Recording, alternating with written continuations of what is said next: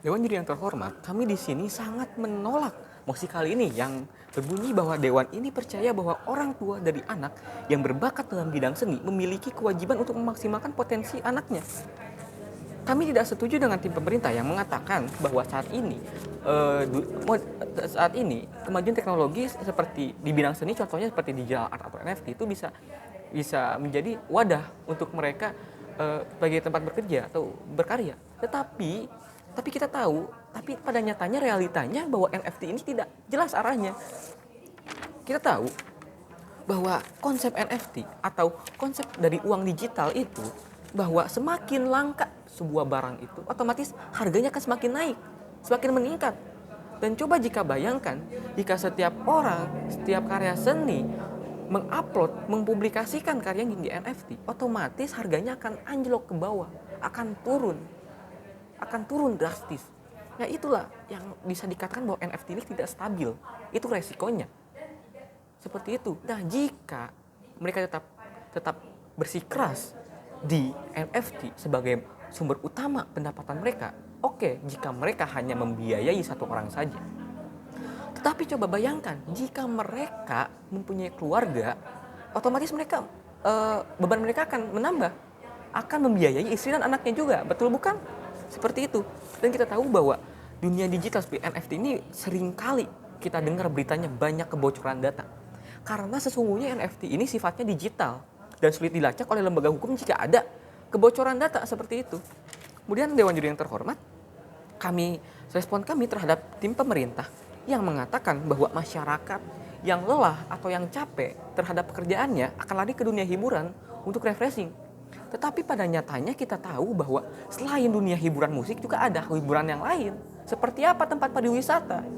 Kita tahu bahwa jika ada musim liburan panjang, ya sering kali kita banyak berita orang Jakarta pergi liburan ke Puncak, ke Anyer, ke Pantai Pelabuhan Ratu. Nah itu. Jadi jangan berpikir bahwa hiburan musik itu ya sebagai satu-satunya untuk merekreasikan otak seseorang. Tidak. Bahkan jika kita tidak bisa melakukan rekreasi ke tempat wisata, kita juga bisa perbanyak ibadah.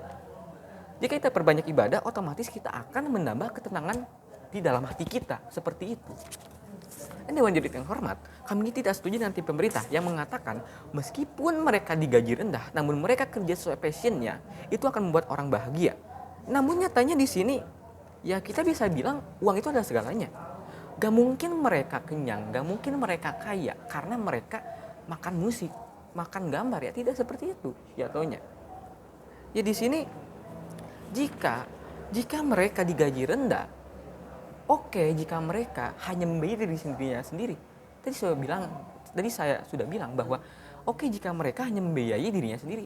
Coba bayangkan jika mereka berkeluarga, apalagi seorang laki-laki sebagai kepala keluarga, otomatis akan menafkahi istrinya, anaknya. Jika gajinya rendah ya tetap itu saja.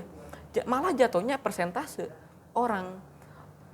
kondisi orang yang ekonomi di bawah rata-rata di Indonesia akan meningkat. Seperti itu.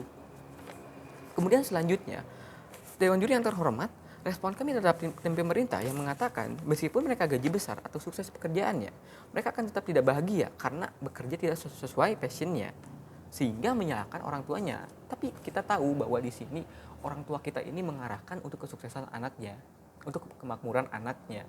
Seperti itu. Ya masa orang tua hanya menjerumuskan anaknya ke tempat yang salah, tentunya tidak. Jika mereka bekerja dengan tidak sesuai passionnya, ya mereka bisa mengisi waktu luangnya dengan seni itu, dengan bidang seni itu.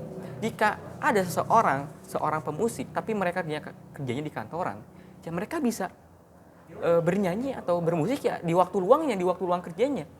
Ya kita tahu bahwa tidak semua orang kantoran kerjanya full 24 jam per minggu.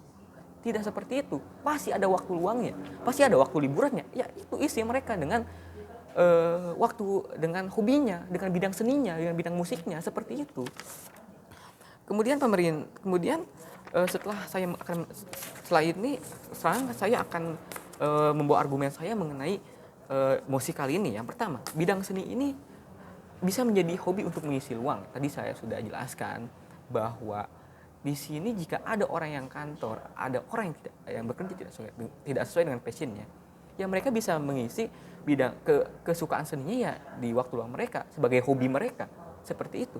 Kemudian yang selanjutnya, bidang seni ini biasanya mempunyai tren saja, pasarnya itu tidak stabil. Sehingga di sini seseorang ya harus memiliki pekerjaan yang tetap. Kita tadi ambil contoh NFT itu tidak stabil.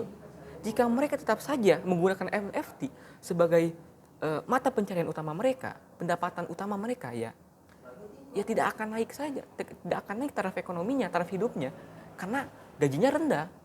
Seperti itu. Jadi di sini ya kita dipaksakan untuk bisa kerja memiliki pekerjaan yang stabil.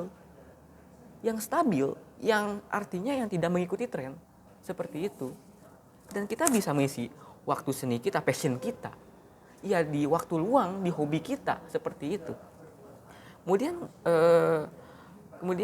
yang selanjutnya, apakah akan terus menggunakan bakat seninya? Jika terlalu populer ya maka akan di sana saja. Artinya kita tahu bahwa bidang seni ini atau bidang musik ini sangat banyak pesaingnya. Jika mereka tidak bisa berkembang, ya mereka ya akan tetap di sana-sana saja.